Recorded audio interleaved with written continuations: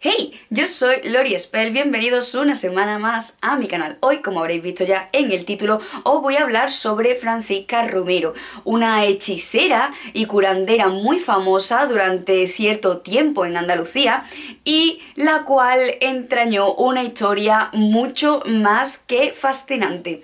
Así que, si quieres saber un poquito más sobre esta interesante mujer, ya sabes lo que tienes que hacer. Enciende incienso, aceite esencial, prepara tu bebida favorita, ponte cómodo o cómoda porque empezamos.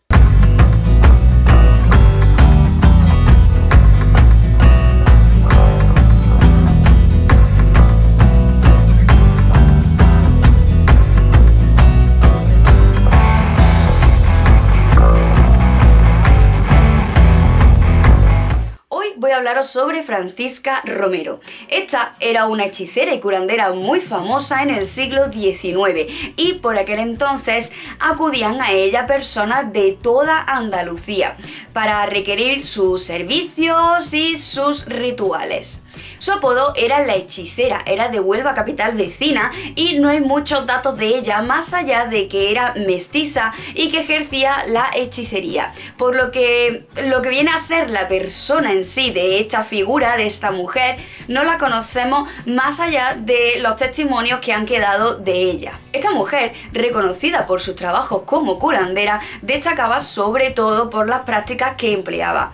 La práctica más empleada por esta mujer era la de dar bocados en partes concretas del cuerpo para succionar la sangre que luego escupiría en un cuenco. Se decía que focalizaba el dolor y el origen de la enfermedad y que ahí daba el pequeño bocado. Los testigos, que no son pocos, creo que fueron alrededor de 15 en total, muchos de ellos clientes, contaban cómo en la mayoría de ocasiones la sangre escupida era negra, violácea y que en algunas ocasiones incluso contenía gusanos.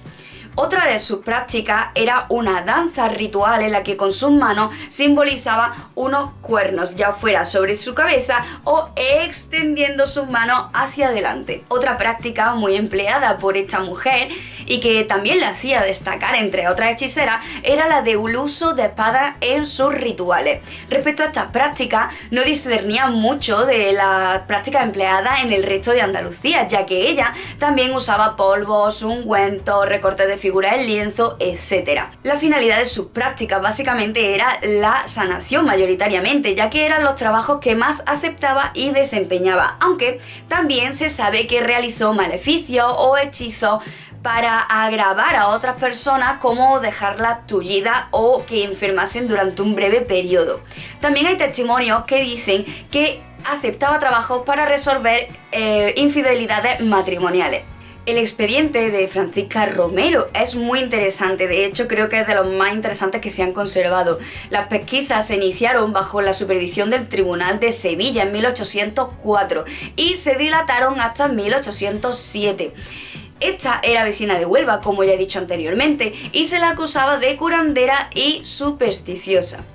En total, se obtuvieron 15 testimonios ratificados en los que hubo religiosos, enfermos curados y no curados y familiares que estuvieron delante presenciando esos rituales o trabajos que ella había desempeñado. Lo que más se destacó de ella como hechicera es que no era una hechicera común, sino que las prácticas que ella empleaba y las que la hacían distinguirse fueron las que más destacaron en los testimonios que se recogieron. Por ejemplo, si nos vamos a los testimonios, encontramos el de Rafael Guerra, un señor de 61 años que testificó haber estado presente en una curación a un enfermo que ya estaba muerto. Entre otras prácticas, lo que Francisca hizo fue que le dio bocados en la espalda al enfermo, diciendo que así le chuparía la sangre y con los dedos menor e índice hacía ciertos signos que él no entendía.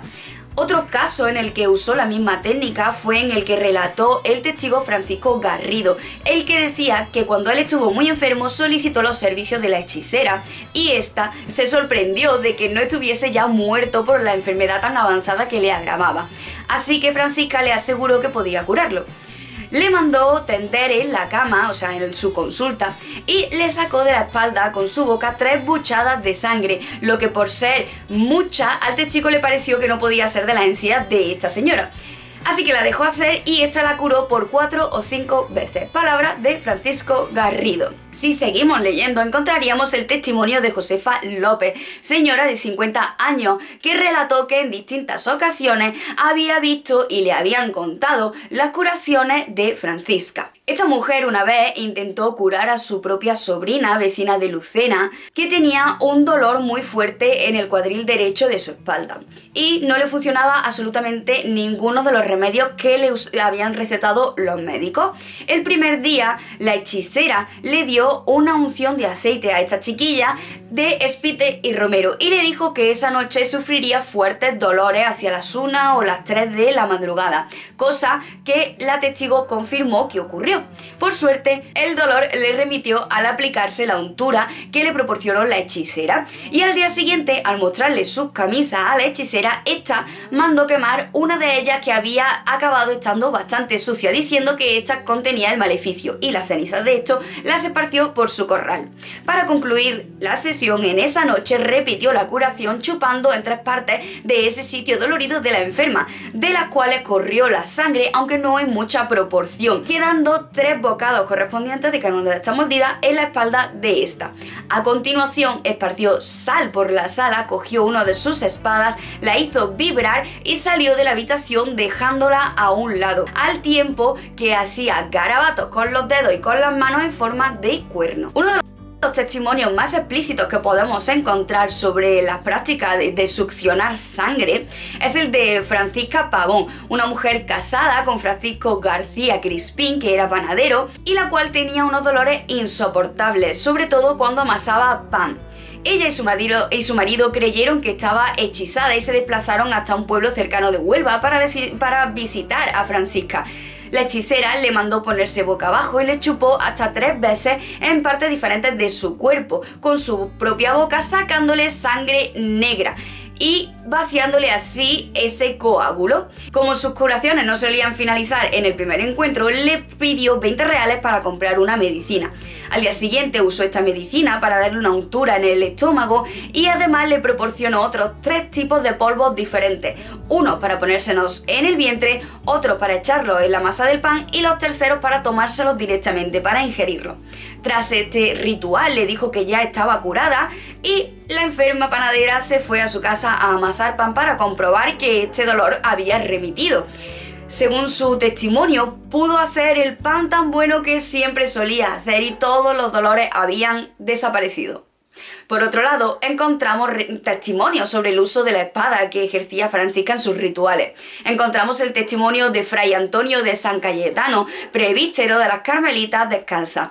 Y este mencionó que durante su testificación, estando en Carboneras, trató de persuadir al pueblo de que no creyese los embustes de esta mujer y recordaba que en conjunto se valía de supersticiones para engañar y sacar dinero, haciendo algunos juegos con las espadas para entretener al consultado.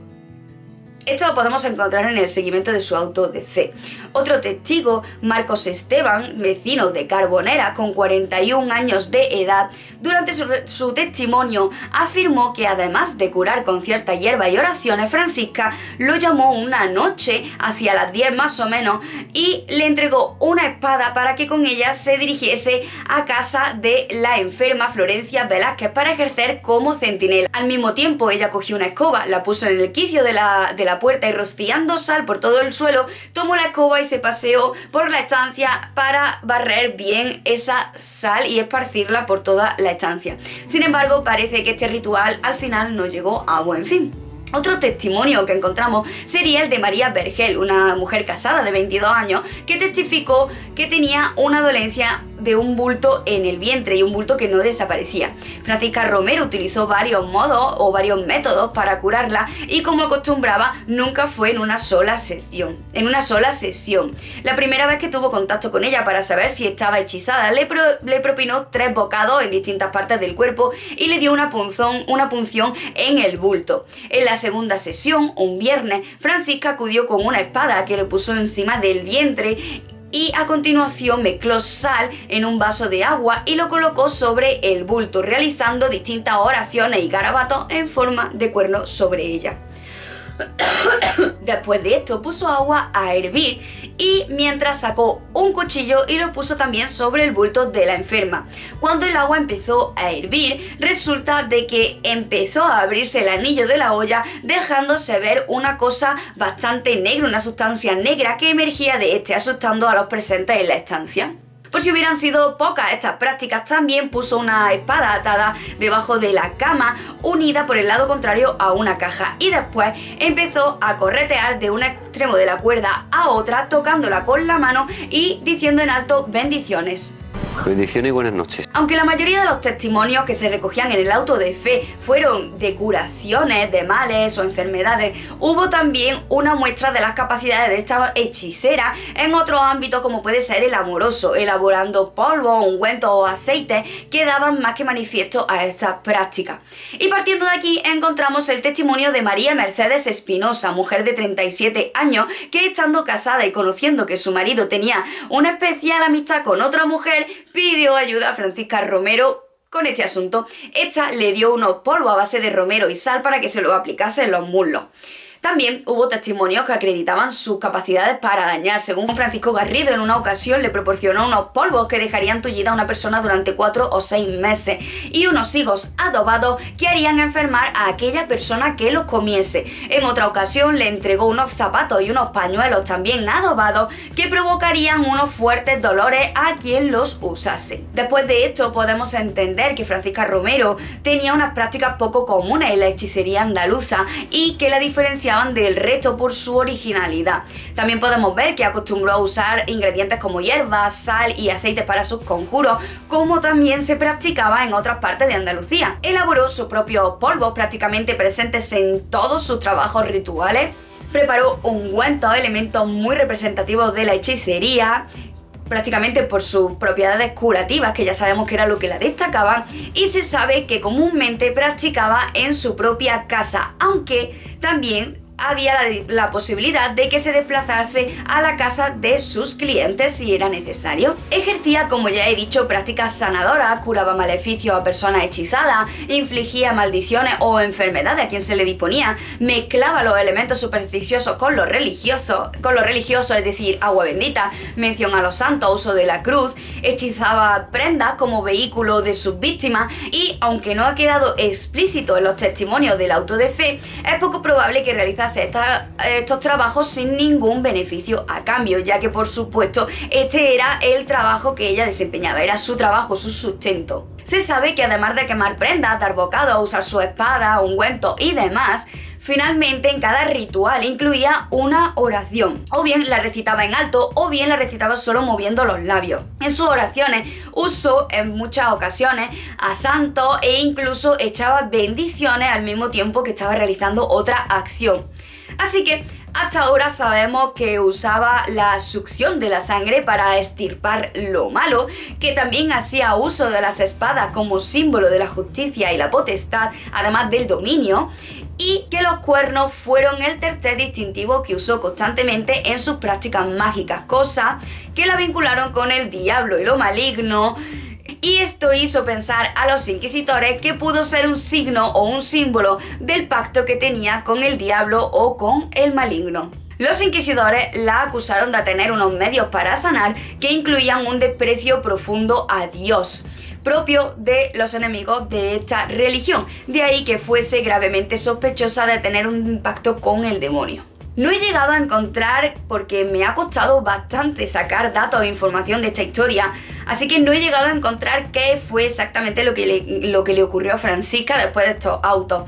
Pero seguiré investigando a ver si saco mucha más información de esto y os hago una pequeña entrada de blog contando los datos que vayas descubriendo, porque la verdad es que merece la pena investigar sobre esta mujer. Pero en definitiva, Francisca Romero fue una hechicera que destacó por sus dotes curativas, por llevar a buen fin muchos rituales y por incluir en sus prácticas un fuerte simbolismo que la convertía en una hechicera muy distinguida. La mayoría de acusaciones de brujería eran dirigidas a personas que eran curanderas, como ya podemos ver en este caso también, cosa que no es nada nuevo, que ya sabemos, que hemos visto en otras ocasiones y que podemos intuir cuál era el temor del resto de personas hacia estas mujeres. Así que Aunque este vídeo no haya sido tan completito como el anterior respecto a datos y esta mujer siga siendo una intriga o un enigma, espero que os haya gustado lo que os he contado sobre ella. Yo desde luego aluciné con todo lo que fui encontrando sobre ella y por eso os digo que quiero seguir con esta búsqueda, que sé que es una búsqueda que puede llevarme bastante tiempo, pero como lo prometido es deuda, os haré una entradita de blog con todos los datos que vaya descubriendo. Así que si has llegado hasta aquí, te doy las gracias por haber estado en este vídeo, espero que te haya gustado. Si te ha gustado, dale a like, que ya sabes que me ayuda muchísimo en esta plataforma. Comparte si te ha gustado porque también me ayuda un montón. Y si no te ha gustado, pues dale a dislike porque aquí todas las opiniones, mientras sean con respeto, son bienvenidas. Así que sin más, yo me despido y nos vemos la semana que viene en un nuevo vídeo. Namaste.